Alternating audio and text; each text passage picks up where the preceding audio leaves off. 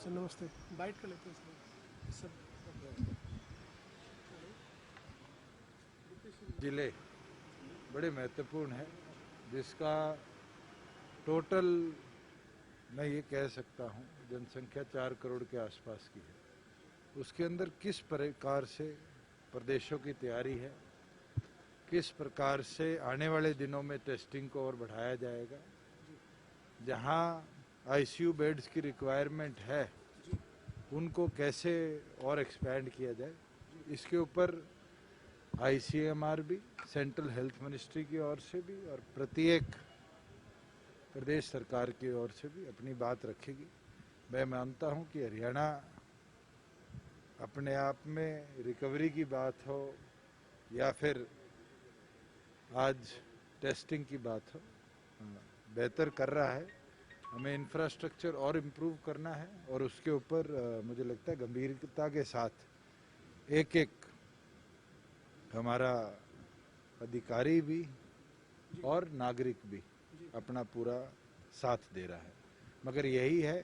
कि किस तरीके से असिम्प्टोमेटिक पेशेंट्स को भी ट्रेस किया जाए और सबसे ज़रूरी है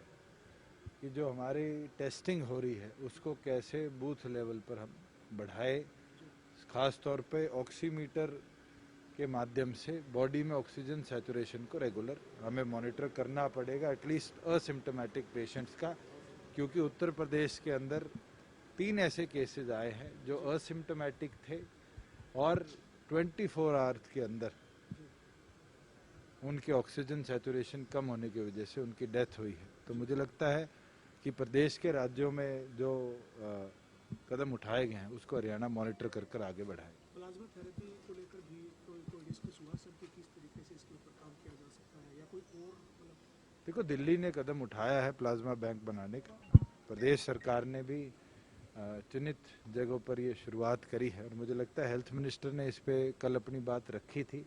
कि हम इसको कैसे और एक्सपैंड करने का काम करें। इसके अलावा सर दिल्ली से जो है हरियाणा एनसीआर के नाते गुरुग्राम, फरीदाबाद, सोनीपत हर जगह से सटा हुआ है, तो केंद्रीय गृह मंत्री सर जो आपकी बातचीत हुई उसमें कोई स्पेसिफिक गाइडलाइन? 5 जिले हैं, गुड़गांव,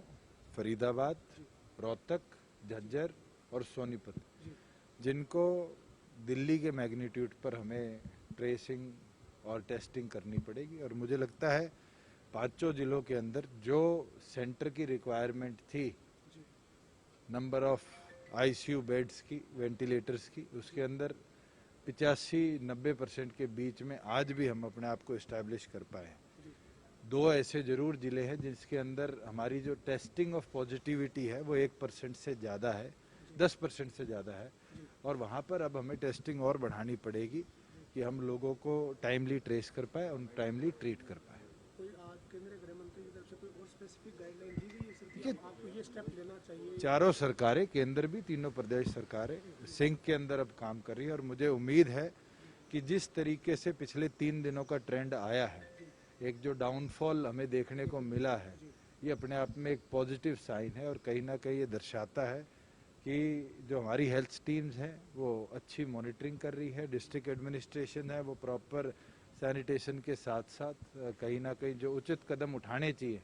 इस महामारी से बचने के लिए उनको उठा रहे हैं। बॉर्डर पर आवाजाही या कमर्शियल एक्टिविटीज वो सब तमाम चीज़ अनलॉक 2 के अंदर क्लियरली डिफाइंड है और मुझे लगता है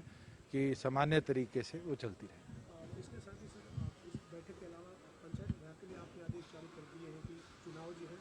वो समय पर होंगे, आप आगे किस तरीके से पंचायतें काम कर सकेंगे, क्या? देखिए, नॉर्मल फंक्शनिंग पंचायतों की चल रही है, कई हमें चेंजेस और डेवलपमेंट करनी है, उसके ऊपर जरूर हम कदम उठा रहे हैं। सर